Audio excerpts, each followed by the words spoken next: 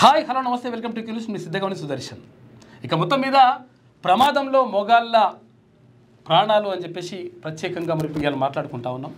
అయితే ఎందుకు మాట్లాడుకోవాల్సిన అవసరం వస్తుందంటే చాలా ప్రమాదాలు జరుగుతూ ఉన్నాయి. ప్రమాదాలు కాదు, కొన్ని కావాలని, కొన్ని యాక్సిడెంటల్గా, రకరకాలుగా మగవాళ్లకు రక్షణ లేకుండా పోతుందా అనేటువంటి ఒక క్వశ్చన్ మార్క్ వచ్చినటువంటి పరిస్థితి కనిపిస్తూ ఉంది.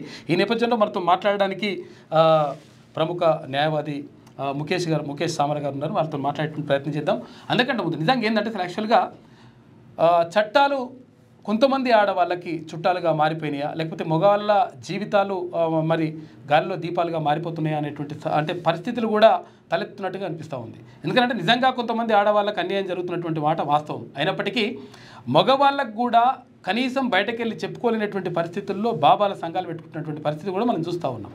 బాబాలంటే భార్యాభార్యతల సంఘాలు పెట్టుకొని మొత్తం కూడా అటువంటి పరిస్థితిలోకి వెళ్ళిపోయింది. అంటే నిజంగా కూడా పెళ్లి చేసుకుంటే రేపు మరి ఎట్లా, అప్పుడు పాతకాలంలో ఆలోచించేటోళ్ళు అసలు యాక్చువల్గా పెళ్లి చేసుకుంటే భర్త ఎలాంటి వాడు దొరుకుతాడో, వాడు తాగుబోతు దొరుకుతాడో, లేకపోతే రోజు కొడతాడా, వాడు నిజంగా పని చేస్తాడా, లేకపోతే మంచిగా చూసుకోడా, ఇట్లా ఒక క్వశ్చన్ మార్క్లో ఉంటుంటే అమ్మాయిలు అంటే అయితే ఇప్పుడు అమ్మాయిలు అబ్బాయిలు అని కాకుండా అసలు యాక్చువల్గా అంటే పూర్తిగా అందరూ అట్లే అని చెప్పేసి మనం అంటలేము. ఇక్కడ డిస్కస్ చేసేది ఏంటంటే కొంతమంది అంటే నిజంగా ప్రేమించిన వాడిని పెళ్లి చేసుకోవడం ఒకటి ఓకే, ప్రేమించి పెళ్లి చేసుకోవద్దని మనం అనట్లేదు. కానీ ప్రేమించి పెళ్లి చేసుకుంటే మంచిదే. కాకపోతే అంటే కొంతవరకు పెద్దవాళ్ళని ఒప్పించడమో లేకపోతే మెప్పించడం ఎటువంటివి చేయాలి. అది కాకుండా ఒకవేళ పెద్దవాళ్ళు ఒప్పుకోకపోతే పెద్దవాళ్ళ ప్రాణాలు తీసేకాడికే వచ్చింది. ఇప్పుడు నిన్న జరిగిన సంఘటన చూసుకుంటే మనకు అట్లనే కనిపిస్తుంది. తర్వాత కొంతమంది అమ్మాయిలు ఏం చేస్తున్నారు, ఒకరిని పెళ్లి చేసుకుంటున్నారు, అప్పటికే ఒక బాయ్ ఫ్రెండ్ ఉంటున్నాడు, ఆ బాయ్ ఫ్రెండ్ కోసం వీడిని చంపేస్తున్నారు. అంటే ఇప్పుడు ఒకవేళ నిజంగా పెళ్లి చేసుకోవాలనుకుంటే ఆ బాయ్ ఫ్రెండ్ని పెళ్లి చేసుకుంటే ఇదంతా తతంగం ఉండదు, ఆయన ప్రాణం పోదు. అనవసరంగా ఒకరి ప్రాణం తీయడం అంటే ఎవరికి కూడా అటువంటి హక్కు లేదు. అంటే మీకు చట్టాల ప్రకారం మీకు తెలుసు కాబట్టి. అంటే నిజంగా ఇట్లా కొంతమంది ఆలోచన విధానం ఇట్లా క్రైమ్ కిందకి వెళ్ళిపోతూ ఉంది. అంటే రాను సమాజంలో మానవ సంబంధాలు అనేవి అత్యంత అధోపాతాలానికి తొక్కబడ్డాయి కాబట్టి ఇవన్నీ కాన్సిక్వెన్సెస్ అవుతూ ఉన్నాయి. దీనికి మీరు ఇంతకుముందు ఒక మాట అన్నారు, పెళ్ళిళ్ళు తాగుబోతా తిరుగుబోతా ఏముంది అని చూసేది అని అన్నారు. దానితో పాటు అటేడు తరాలు ఇటేడు తరాలని చూసి చేసుకునేది. ఇప్పుడు పిల్లగానికి ఏం చూస్తున్నారు తెలుసా, వానికి ఎంత వస్తుంది, ఏం ఉద్యోగం ఉంది, గవర్నమెంట్ ఉద్యోగమా కాదా, ఈమె సెక్యూర్ ఉంటుందా లేదా, అంటే ఆర్థిక పరమైనటువంటి ఆ అంశాలు మాత్రమే పరిగణలోకి తీసుకుంటారు. మనకి భూమి ఉంటుంది ఎంత ఉంది, బంగ్లాలు ఉంటే ఎన్ని బంగ్లాలు ఉన్నాయి. అమ్మాయి కోసం వచ్చేసరికి అబ్బాయి వాళ్ళు ఏం ఆలోచిస్తున్నారంటే వీడు బంగారం ఎంత పెట్టగలుగుతాడు, కట్నం ఎంత ఇవ్వగలుగుతాడు, వాని ఆస్తులు నాకు ఎంత ఇవ్వగలుగుతాడు, వీనికి తోడా ఒకవేళ అబ్బాయిలు కూడా లేకపోతే ఆస్తి మొత్తం మాకే అవుతుంది కదా. అంటే మీరు ఆ రిలేషన్షిప్ స్టార్టింగే మోసకారితమైనటువంటి రిలేషన్ స్టార్ట్ అవుతున్నది. అది ప్యూర్ రిలేషన్ కాదు. ఇంతకుముందు ఏంటంటే మేనరికాలు ఉంటుండేవి, వీడు మనోడు అని అంటుండేది. సమస్య వస్తే కూడా నీకు మేనమావలో తాతలో వాళ్ళు పిలిచి గద్దాయించి చెప్తే వినగలిగేది. అప్పుడు అంత డబ్బులు అవసరాలు లేకుంటుండే మేజర్గా. మీకు ఆస్తుల విషయంలో కూడా ఇప్పుడు ఎన్ని ప్లాట్లు ఇస్తున్నారు ఏంది ఇవన్నీ, అంటే పెళ్ళికి ఇద్దరు జీవితాంతం కలిసి ఉండడానికి ఉండాల్సిన పరిస్థితుల కంటే ఈ ఆర్థిక పరమైనటువంటి అంశాల డిస్కషన్ ఎక్కువ వస్తుంది. ఇక్కడ అమ్మాయి వాళ్ళు ఏం చేస్తూ ఉన్నారంటే నా బిడ్డకు ఇంత కట్నం, నా బిడ్డ చేసుకుంటే నా అల్లుడు యుఎస్లో ఉంటాడు, యూకేలో ఉంటాడు, ఈ గొప్పలకి వెళ్ళిపోతున్నారు. అయితే కారల్ మార్క్స్ అన్నట్టుగా మానవ సంబంధాలన్నీ ఆర్థిక సంబంధాలు, అది all human relations are financial relation. అది ఇక ఎప్పటికీ అది కంటిన్యూ అవుతూనే ఉంటుంది. ఇంకా విపరీత ధోరణికి వచ్చింది. దానివల్ల ఇలాంటి సమస్యలు అన్నీ వస్తూ ఉన్నాయి. అంటే పెళ్లిల విషయంలో ఇట్లా రావడానికి ఇంకొక కారణం కూడా అంటే ఉన్నది. ఇప్పుడు ఏమంటారంటే అసలు యాక్చువల్గా అది దురదృష్టవశాత్తు దాన్ని మనము యాక్సెప్ట్ చేయాలని చెప్పేసి కొంతమంది అంటుంటారు, కొంతమంది ఏమో అట్లా కాదు అని అంటుంటారు. కానీ విషయం ఏంటంటే 100 అబద్ధాలు ఒక పెళ్లి చేయాలంటారు. పెళ్ళి అనేటువంటిది ఒక నూరేళ్ల పంట. అది మోటు సామెత అన్న, అది కుదరదు. అట్లా పెళ్ళి అనేది ఒక 100 ఏళ్ల పంట. ఒక అంటే 6 నెలల్లో లేకపోతే 3 నెలల్లో ఒప్పందం కాదు. ఇది ఒక మ్యూచువల్ అండర్స్టాండింగ్ తోటి ఒక జీవితాంతం కొనసాగుతా అనేటువంటి ఒక భరోసా ఇచ్చే కార్యక్రమం. అయితే దీనికి ఏమో 100 అబద్ధాలు ఆడినా సరే ఓ పెళ్లి చేయాలి. అట్లా దాంతో ఏమవుతుందంటే యాక్చువల్గా విషయం ఏంటంటే ఇప్పుడు ఏదో సరే ఆర్థికపరమైన అంశాలు ఏమైనా ఉంటే సరే ఇంత ₹1,00,000 కట్నం ఇస్తారని చెప్పేసి అనుకుంటే ఆయన దగ్గర 75,000 ఉన్నాయి, సరేలే ఏదో నడిచిపోతే ఇటువంటి కొన్ని ఓకే. కానీ కొన్ని క్యారెక్టర్లకు సంబంధించినటువంటి అంశాలు వచ్చినప్పుడు అంటే లేకపోతే వాళ్ళ మనస్తత్వానికి సంబంధించి క్రుయాలిటీ, కొంతమంది ఆటోమేటిక్గా చిన్నప్పటి నుంచి కొంచెం క్రుయాలిటీ మెంటాలిటీతో పెరుగుతూ ఉంటారు. అటువంటప్పుడు వాళ్ళ గురించి మనం చెప్పకుండా అమ్మాయి మంచిదేనంటే చాలా మంచిదండి, అసలు ఎంత చాలా చక్కగా ఉంటుంది ఇట్లా అని చెప్తుంటారు. అంటే పెళ్లి చేయాలని ఉద్దేశంతో పెళ్లి చేయకపోతే ఒకవేళ పెళ్లి గురించి అబద్ధం చెప్తే పాపం అనేటువంటి కాడికి వస్తుంది. లేకపోతే ఇప్పుడు ఏమైతే లాస్ట్కు ఏమవుతుందంటే ఆ అబ్బాయి ప్రాణం పోవడమో లేకపోతే అమ్మాయి ప్రాణం పోవడమో ఇటువంటిది జరిగినప్పుడు అరే పాపం అని చెప్పేసి వాళ్ళని చూసి బాధపడాల్సి వస్తుంది. కాబట్టి 100 అబద్ధాలు ఆడి పెళ్లి చేయాలనేటువంటిది మీరు ఎట్లా చూస్తారు? ఎట్లా అది అత్యంత మోటు సామెత, అది అత్యంత ఆటవికమైనటువంటి సామెత. 100 అబద్ధాలు పెళ్లి చేయాల్సినటువంటి అవసరం లేదు. ముఖ్యంగా ఆలు మొగలు అనేవాళ్ళు ఒక మంచి స్నేహితులుగా ఉండగలగాలి. చిన్న చిన్న సందర్భాలలో మన తల్లి ఉంటుంది, మనం పెరిగినటువంటి వాతావరణంలో ఒకసారి తిడుతుంది, తండ్రి ఉంటాడు ఒకసారి చెయ్యి చేసుకుంటాడు. అట్లని మనం తల్లి కాదు తండ్రి కాదు పెంచుకోము కదా.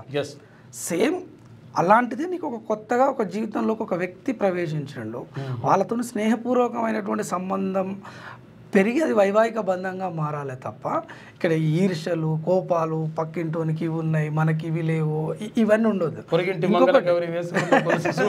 ఇవి ఉండొద్దు. ఇంకొకటి పిల్లలని పెంచే అంశాలు కూడా ఇక్కడ ప్రభావితం చూపుతా ఉన్నాయి. తెలంగాణ ఒక బుక్ ఉంటుంది బిడ్డల శిక్షణ, అది చదవాలంటే మన పిల్లల్ని మనం ఇష్టపడడం కాదు. నీకు పిల్లలంటే ఇష్టం అంటే నువ్వు అన్న పిల్లల్ని ఇష్టపడడు కాదు, పక్క వాళ్ళ పిల్లల్ని కూడా అంతే ప్రేమగా చూడగలిగితే నువ్వు నిజమైనటువంటి తండ్రివి, నువ్వు నిజమైనటువంటి తల్లివి. ఎందుకు కాదు ఇప్పుడు ఒక అమ్మాయిని ఒక అబ్బాయి చేసుకున్నప్పుడు వీళ్ళ తల్లిదండ్రులు ఉంటారు. వీళ్ళ ఇన్వాల్వ్మెంట్ వల్ల ఈ ఫ్యామిలీ డిస్ప్యూట్స్ ఎక్కువ అవుతూ ఉంటాయి. వీళ్ళ ఇన్వాల్వ్మెంట్ ఉంటే కూడా నీ ఇంట్లోకి ఒక అమ్మాయి వచ్చిందంటే ఆమెను ఒక బిడ్డలాగా చూడగలగాల. నీకు ఒక అల్లుడు ఉన్నాడు అని అంటే is also part of the family లాగా చూడాలి. అట్లా చూడకుండా ఇంక మీరన్నట్టు 100 ఏళ్ళ పెళ్ళి కాకుండా కొన్ని సామెతలు మోటు సామెతలు ఉంటాయి. ఏదో ఎన్ని వరాలు పోసినా అల్లుడు కొడుకు కాదు, కోడలు బిడ్డ కాదు, ఇవన్నీ ఒక బ్రూటల్ సామెతలు. అవన్నీ అయిపోయినాయి. పాశ్చాత్య సంస్కృతి, వెస్టర్నైజేషన్ పెరిగింది, చదువు పెరిగింది, తెలివి పెరిగింది, టెక్నాలజీ పెరిగింది. నీకు ఏం తెలియకుండా గూగుల్ని అడుగుతా ఉన్నావు, ఏఐ వచ్చింది, ఇంకా ఫాస్ట్గా ఏఐ చెప్తా ఉన్నది. ఇలాంటి సందర్భాలలో మనం పిల్లల్ని పెంచే విధానం కూడా వాళ్ళని కూడా వాడు కడుపులో పడ్డప్పటి నుంచి వాని సిజేరియన్కు 1,00,000 చేయాలన్నా 2 లక్షలు చేయాలన్నా ఎంత పెద్ద హాస్పిటల్లో వీని కనిపించాలి ఇట్లా స్టార్ట్ చేస్తున్నారు. ఏ కాన్వెంట్లో వీని ఎన్ని లక్షలు పెట్టి చదివిపియాలి, తర్వాత వీడు యూఎస్ పోవాలన్నా అంటే వాడు ఒక బై ప్రోడక్ట్. మీకు ఖలీల్ జిబ్రానీ అంటాడు, పిల్లలు మీ ద్వారా వచ్చారు కానీ మీకోసం కాదు అని ఒక గొప్ప మాట అంటాడు. మీరు జస్ట్ సాధనం మాత్రమే అంతే, కానీ మీకోసం రాలేదు.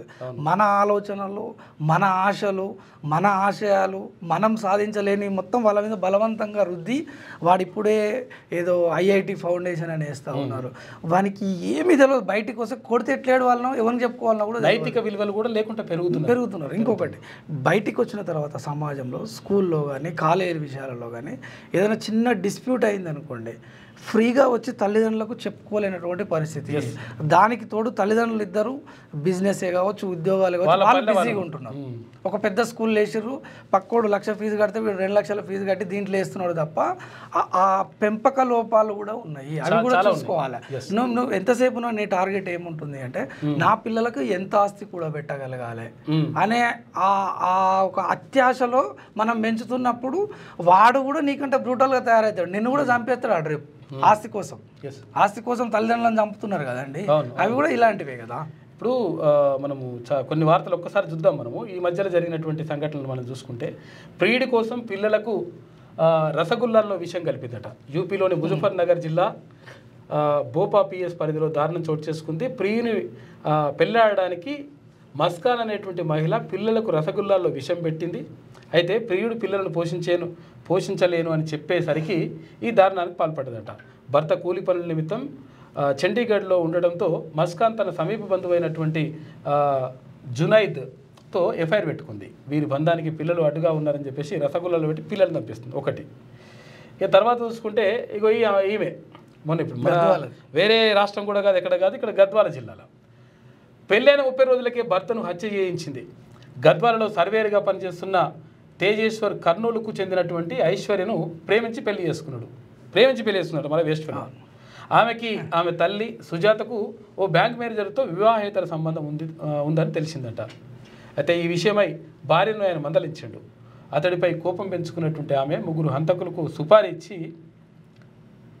ఇచ్చేసి అతడిపై పెంచుకొని సుపారీ ఇచ్చి చంపేయించింది. అంటే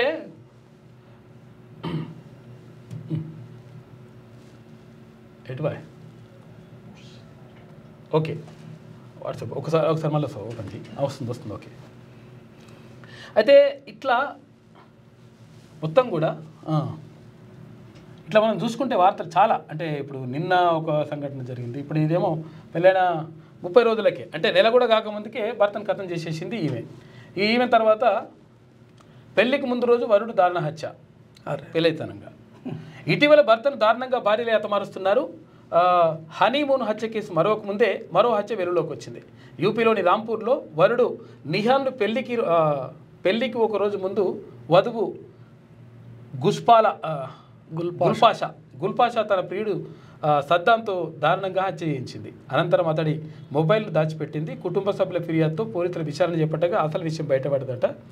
ఇట్లా ఈమె ఈ పని చేసింది. ఇక పాపం పురుషులు చెప్పుకోలేక చనిపోతున్నారు.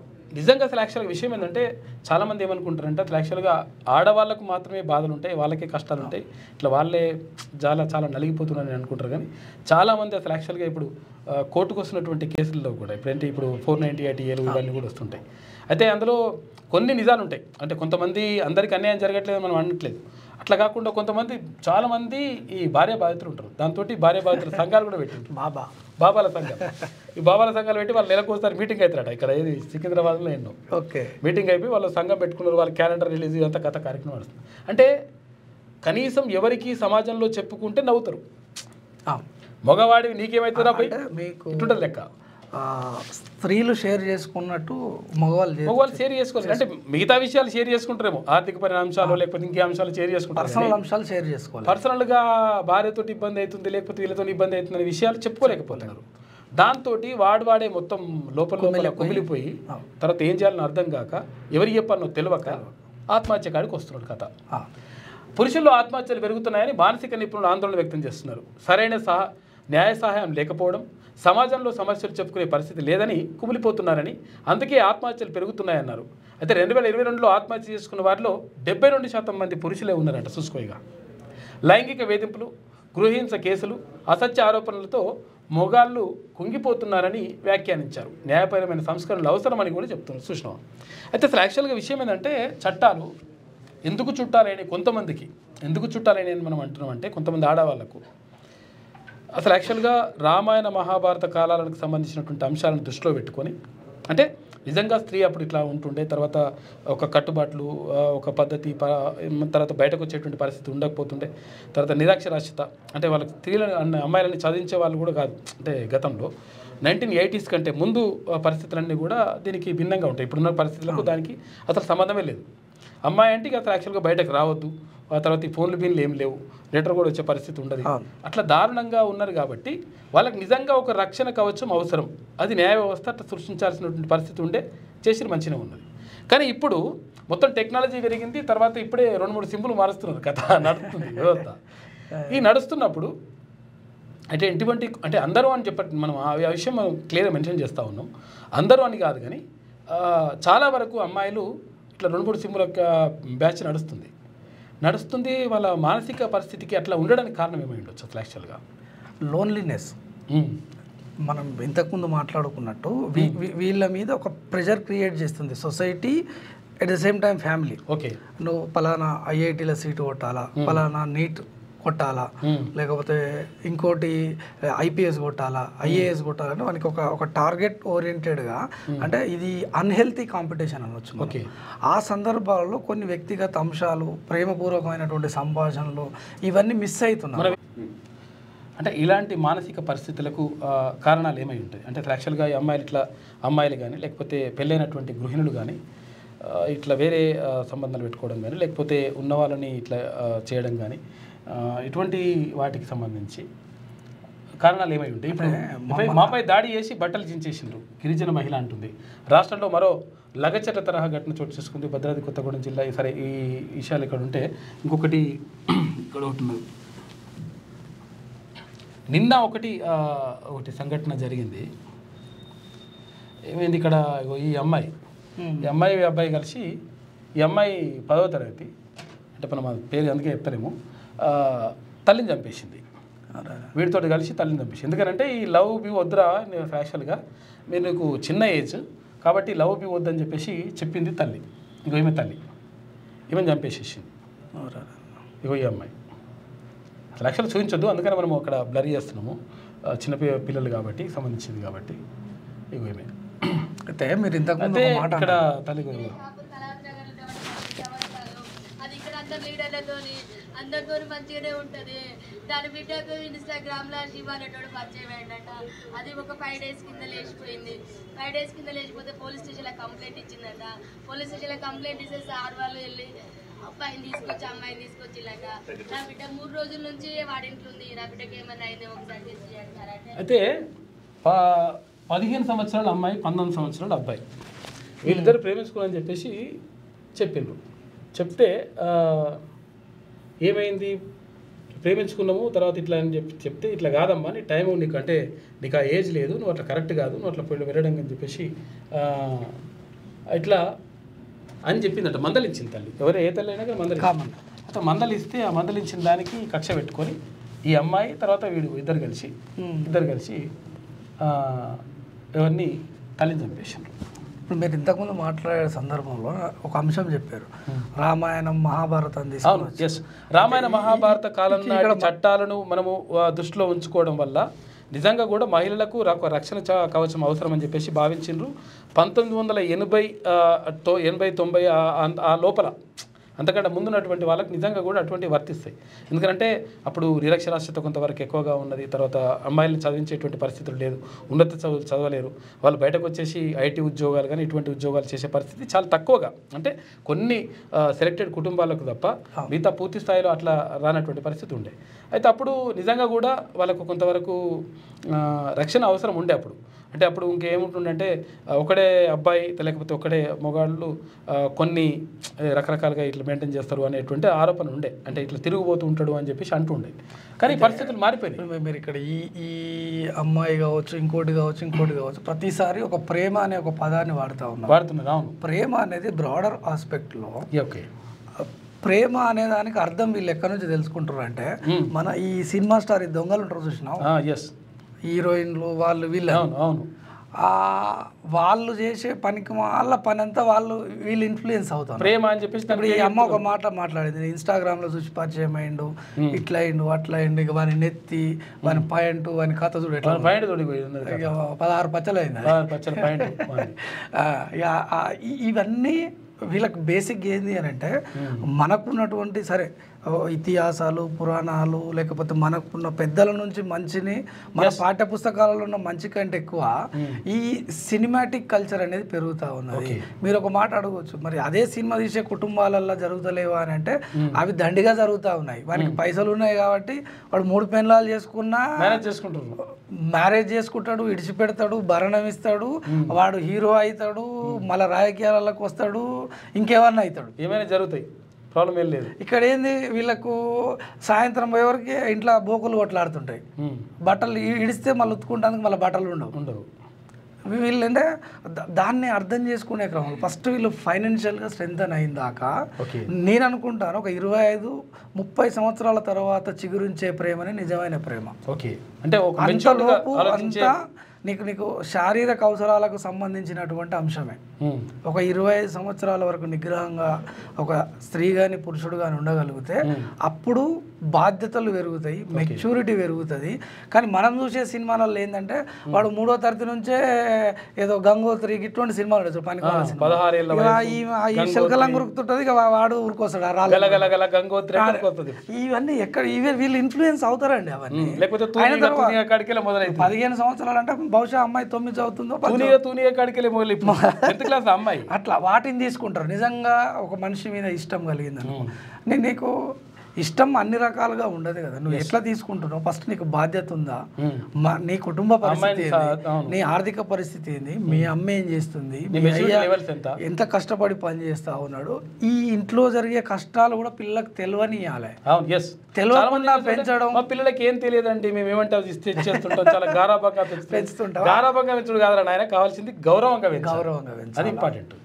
పబ్లిక్ లేకపోతే ఏం మాట్లాడుతూ ఉన్నారు, ఎట్లా మాట్లాడతారు, సొసైటీతో ఎట్లుంటారు, నైతిక విలువలు అంటే ఏంటి, వీళ్ళంతా ప్రేమించేది వీళ్ళంతా ఎట్లా ఉంటుంది అంటే బయటకు పోయి పానీపూరి తింటూ మీద ఇష్టపడతారు. అవును, ఆటోలు ఎక్కి తిరిగితే ఆ ఆటో డ్రైవర్ గాడు వాడు వీడు బస్సు డ్రైవర్ గాడు అంటే వాళ్ళ మీద వాడే గతి లేక 10-12 వేలకు ఉద్యోగం చేస్తా ఉన్నాడు, వాడి మీద ప్రేమ ఏంది?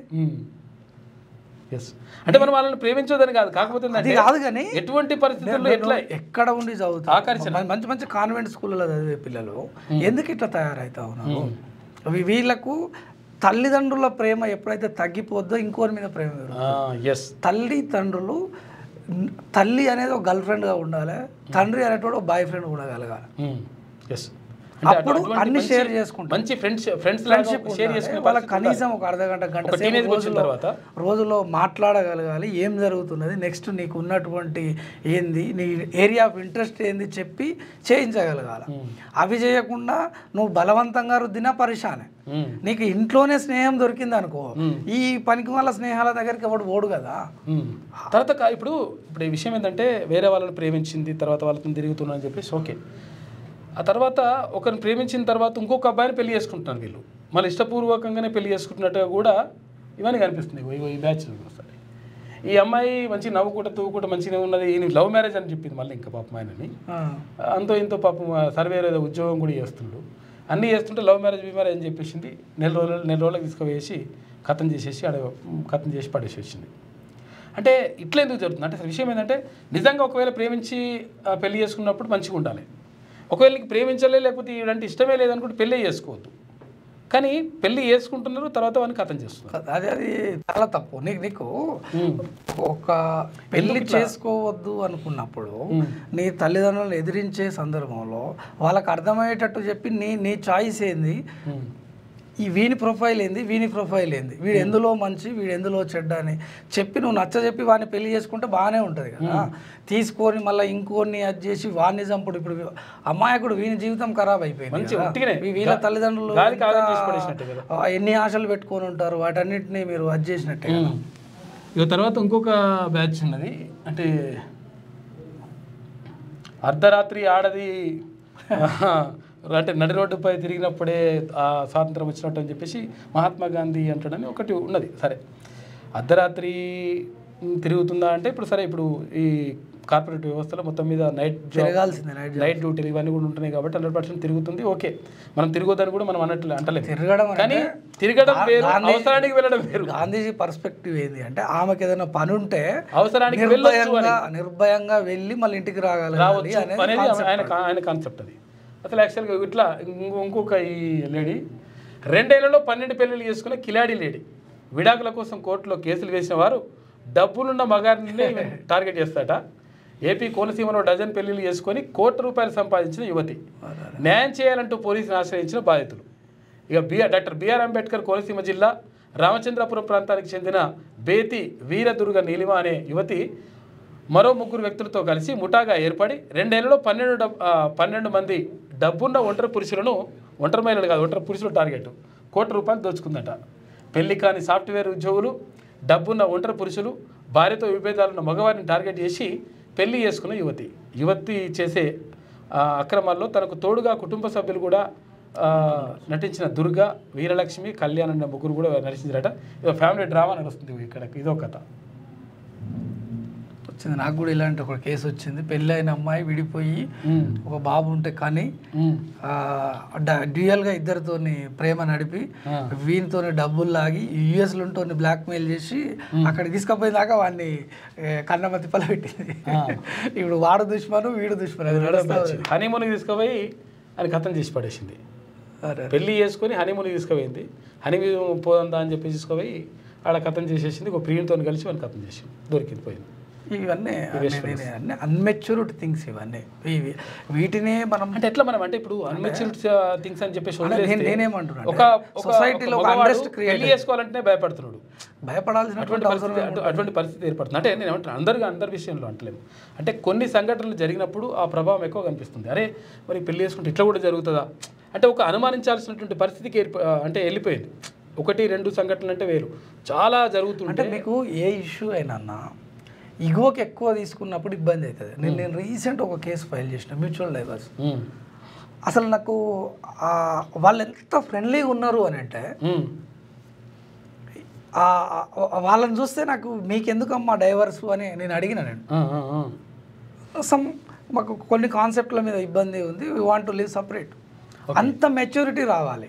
వచ్చినప్పుడు మీరు ఇదే చట్టాన్ని వాడుకొని డైవర్స్ తీసుకొని ప్రశాంతంగా ఎవరి లైఫ్ వాళ్ళు లీడ్ చేయొచ్చు. ఇప్పుడు వీడిని ఈమె చంపింది, వీని ప్రియుడు వాడో వీడో కలిసి చంపిర్రు, వీళ్ళ అమ్మ కూడా ఉన్నది అని అన్నారు న్యూస్లో చదివి. మరి వీళ్ళంతా ఏం చేస్తారు ఇప్పుడు? వీళ్ళంతా అవుట్, జైల్లోనే ఉండాలి, మగ్గిపోవాలి, వాళ్ళ జీవితాంతము దాంట్లో పడి ఉంటారు. ఇప్పుడు వీడు వీని నమ్ముకున్నటువంటి తల్లిదండ్రులు కావచ్చు వాళ్ళు ఆగమవుతారు. దీనివల్ల వీడు సాధించింది లేదు, ఈమె సాధించింది లేదు. అనవసరంగా ఒక 2 ఫ్యామిలీలు డిస్టర్బ్ అయినాయి. కూర్చొని మాట్లాడుకునే, లేకపోతే నాకు నువ్వు వద్దు అని అంటే కూడా అనేది ఏం లేదు, నాకు ఇష్టం లేదు బలవంతం చేసి పెళ్లి చేసుకునే ఒక 6 నెలలు ఆగితే డైవర్స్ చేసుకోవచ్చు, పోయి వానితోనే ప్రశాంతంగా ఉండొచ్చు కదా. ఇక్కడ లీగల్ గా డైవర్స్ చేసుకోవచ్చు, లేకపోతే పెళ్లి చేసుకో. చంపితే సమస్య తుంచేస్తున్నాము అని అనుకుంటున్నారు, అది పెంచుతున్నారు దాన్ని, సమస్య జీవితాంతం దాన్ని కొనసాగించుకుంటున్నారని అర్థమైతలేదు. అది క్రైమ్లో ఇంకో క్రైమ్ చేసేస్తా ఉన్నాం అంతే. అంటే సరైనటువంటి మెచ్యూరిటీ లెవెల్స్ లేక కావచ్చు, సామాజిక విలువలు లేక కావచ్చు, చట్టం ఇది చేస్తే ఇట్లుంటుంది లైఫ్ అనేది తెలియకపోవడం కావచ్చు, ఆ అవేర్నెస్ని ఫ్యామిలీ ఇవ్వలేకుంటుండ కావచ్చు, వాళ్ళిద్దరి మధ్య ఉన్నటువంటి అవగాహనే కావచ్చు, లేకపోతే పిల్లలతో తల్లిదండ్రులు సరిగ్గా మనసు విప్పి మాట్లాడలేకపోవడం, వాళ్ళు వీళ్ళతో మాట్లాడలేకపోవడం, ఈ మీరు ఇంతకుముందు అన్నట్టు మానవ సంబంధాలన్నీ ఆర్థిక సంబంధాలు అయ్యి వీళ్ళ టార్గెట్స్ పెరిగి ప్రశాంత జీవన వాతావరణం అనేది తగ్గి ఒక అన్హెల్తీ కాంపిటీషన్ క్రియేట్ అయ్యి ఒక అన్రెస్ట్ క్రియేట్ అయింది సొసైటీ. ఇది చివరిది కాదు, మొదటిది కాదు. మనకు సంబంధించి 4-5 తెలిసినవి. రెప్యుటేటెడ్ ఫ్యామిలీస్ ఉన్నాడు, ఓ పొలిటీషియన్ ఉన్నాడు, వానికి సంబంధించిన బిడ్డో కొడుకుదో అయితే ఇట్లా చూపించగలుగుతాం. ఫిలిం స్టార్ ఉన్నాడు, అంతే. మరి వాళ్ళు కూర్చుంటాడు, మాట్లాడతాడు. ఈ ఆర్థికంగా లేనటువంటి వాళ్ళు, సామాజికంగా ఎదిగినటువంటి కులాలే కావచ్చు, ఈ కుటుంబాలే కావచ్చు, వీళ్ళు మాత్రమే తెర మీదకి వస్తారు. ఇప్పుడు మీరు ఇంత ధైర్యంగా ఇవన్నీ చూపించారన్నా, నేను ఒక ఫిలిం స్టార్ పేరు చెప్పను కానీ మీరన్నా టాప్ 5 ఫిలిం స్టార్లలో ఎవడన్నా వాడు పెళ్లి చేసుకోకముందు సంబంధం పెట్టకుండా, పెళ్లి చేసుకున్నాక ఇంకొక సంబంధం పెట్టకుండా, నేను ఒక 4-5 పేర్లు చెప్తే అందరూ డబల్ త్రిబుల్ సంబంధాలే. వాళ్ళ పిల్లలలో ఇలాంటి సమస్యలు ఉన్నాయి, వాళ్ళది ఫోటో వేసి మనం చూపించగలుగుతాం ఈడ. అయితే నేను ఏమంటానంటే, సరే అది వాళ్ళు చేసి చూపించగలుగుతామా అనేటువంటి విషయం కూడా ఓకే. కొంతమంది చూపించగలిగే పరిస్థితి ఉంటుంది, కొంతమంది చూపించకుండా వాళ్ళు ఇన్ఫ్లుయెన్స్ చేయగలుగుతారు వాస్తవం. ఇప్పుడు వీళ్ళు వాళ్ళని ఇన్ఫ్లుయెన్స్ తీసుకున్నప్పుడు వాళ్ళ కుటుంబాలు ఎట్లున్నాయి, నా కుటుంబం ఎట్లుంది, ఎందుకైతుందని కూడా ఆలోచించాలి కదా. అయితే విషయం ఏంటంటే అది ఓకే. కాకపోతే ఏంటంటే నిజంగా కూడా ఇటువంటి మానవ ప్రవృత్తిలో అంటే ఎందుకు అట్లా మానసికంగా ఇట్లా ఎందుకు తయారవుతున్నారు, తర్వాత క్రియలుగా ఎందుకు మారిపోతున్నారు, తర్వాత లైఫ్ ఇంకా ఏమైపోతుంది, భవిష్యత్తు ఎట్లుంటుంది అని చెప్పేసి ఆలోచించుకుంటలేరా వాళ్ళు అని చెప్పి చూసినప్పుడు మనము ఒక 2-3 విషయాలు మనం మాట్లాడుకోవాల్సి వస్తుంది. క్షణిక ఆవేశానికి లోనవుతారు. మీకు చూడిందంటే ఏంటది, లవ్ ఎట్ ఫస్ట్ సైట్ అని ఈ పనికిమాల ఇప్పుడు చూడంగానే లవ్ ఎట్లా పుడుతుంది ప్రేమ, అవన్నీ పుట్టవు కదా. వాటికి ఎక్కువ అదైపోవాల్సి వస్తూ ఉన్నది. డబ్బున్న పురుషులు ఆమె వృత్తిగా ఎంచుకున్నది. ఆమె వేరే మోసం చేసేవాడా మోసపోయేవాడా అని అంటే ఇద్దరిది ఉంటుంది దాంట్లో. మోసపోయే వాళ్ళు కూడా పరిపక్వత ఉండాలి. ఆమెతో పిలిచి నేను పెళ్లి చేసుకుంటా అది అని అంటే, నీకు తల్లిదండ్రులు ఉన్నారు, నీకు కుటుంబం ఉంది, నీకు వ్యవస్థ ఉంది, వాళ్ళు కూడా సంబంధాలు. అట్లా విషయం ఏంటంటే టార్గెట్ కూడా ఉన్నది.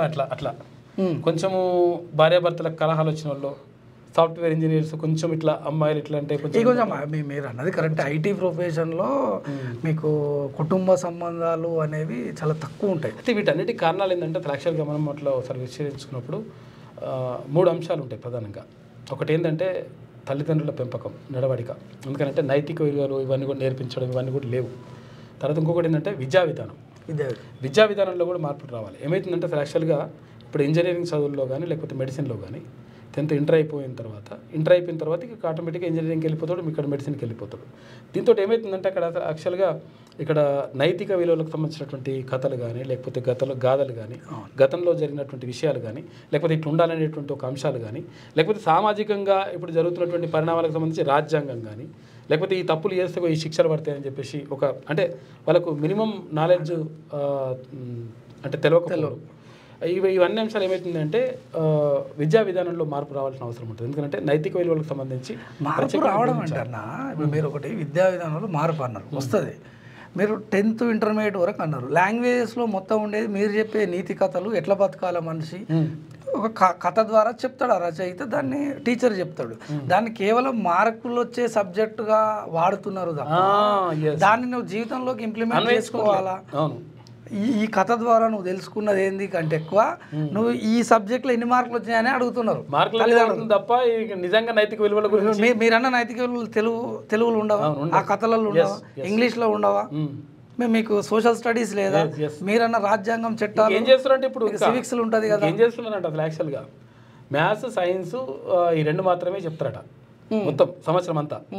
లాస్ట్ 2 నెలలు ఈ తెలుగు తర్వాత ఇంగ్లీషు ఇవి ఉంటాయి కదా సబ్జెక్టులు, సోషల్ ఇట్లా ఈ సబ్జెక్ట్ చెప్తారట. దీంతో ఏమవుతుందంటే స్కోరింగ్ అన్నట్టు, అదే స్కోరింగ్ మొత్తం కూడా దీని మీద వస్తే ఐఐటి బిఐటి సీట్లు ఓటాలు అనుకుంటే దాని మీద ఫోకస్.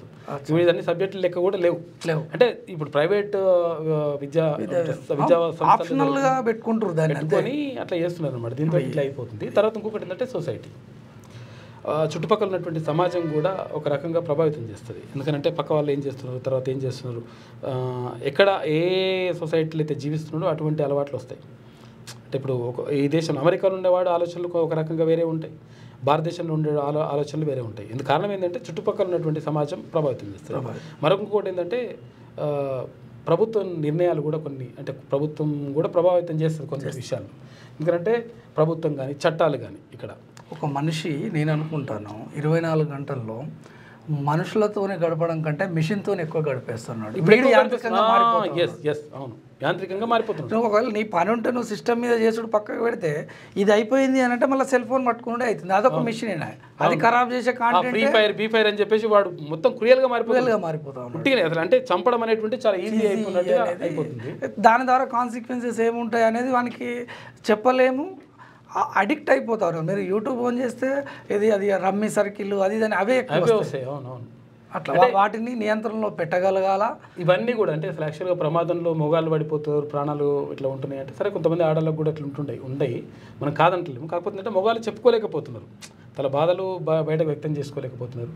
అయితే ఇటువంటి ప్రమాదంలో మొగాళ్ళ ప్రాణాలు పడకూడదు అంటే ఎటువంటి అంటే అంశాలు ప్రభావితం చేయగలిగితే ఏం చేస్తే కొంతవరకు తగ్గేటువంటి అవకాశం ఉంటుంది క్రైమ్ రేట్?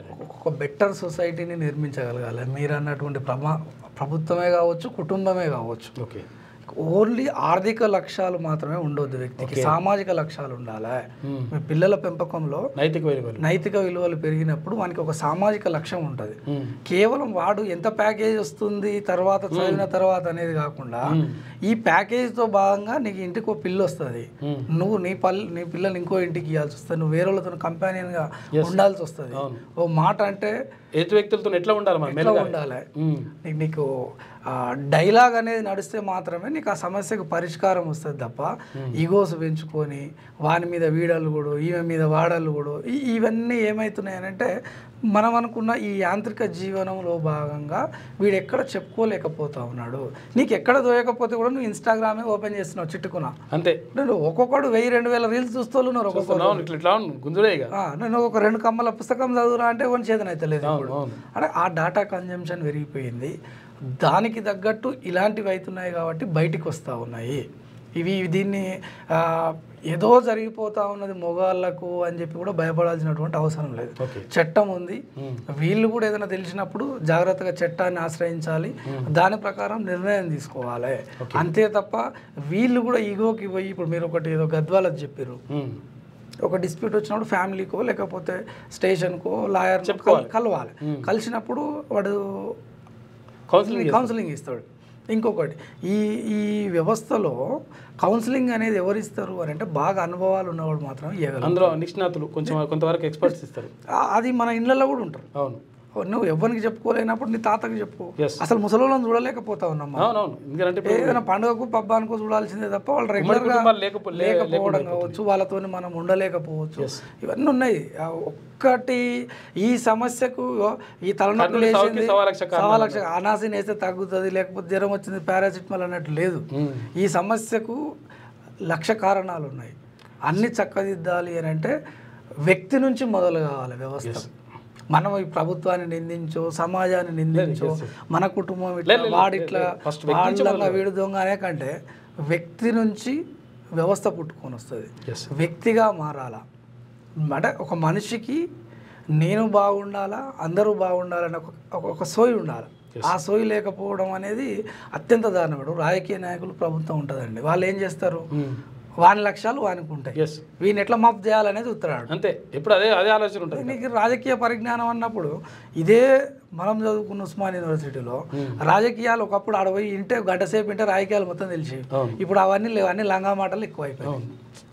అటువంటి పరిస్థితులు క్రియేట్ అవుతుంది. కొత్తగా వచ్చే జనరేషన్ అంతా క్వాలిటీ జనరేషన్ రావట్లేదు. ఈ నీకు బాగా డబ్బు ఉన్నోడు అసలు యూనివర్సిటీలు, గవర్నమెంట్ స్కూళ్ళు, గవర్నమెంట్ కాలేజీలు అంటే అసలు పోవట్లేరు.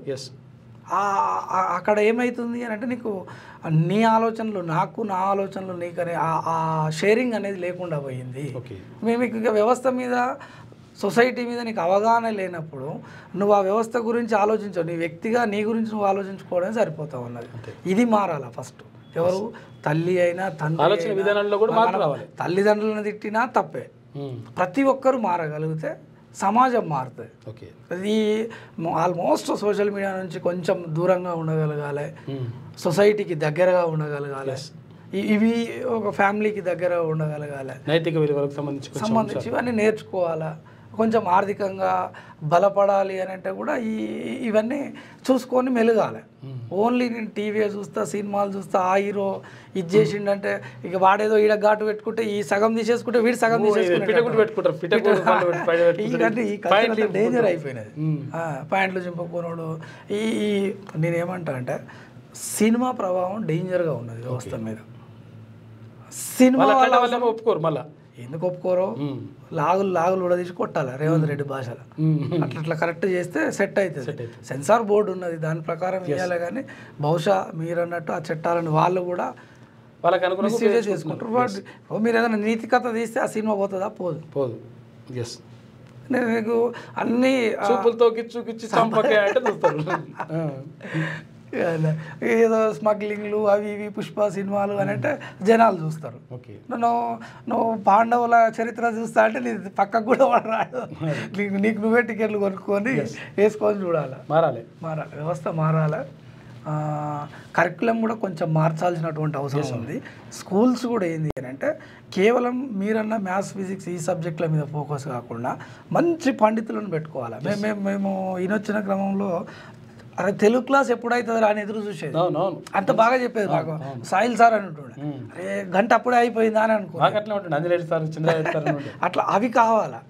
అవి ఏమైతాయి అంటే జీవిత పాఠాలు నేర్చుకుంటావు. మార్కుల పాఠాలు నీకు అక్కర్లేని ముచ్చట. అది మార్కులు కేవలం నువ్వు కంపెనీకి ఎంట్రీ అవుతుంది, దేనికో అక్కర వస్తాయి. తర్వాత నువ్వు ఉండాల్సింది సొసైటీతోని, ఫ్యామిలీతోని.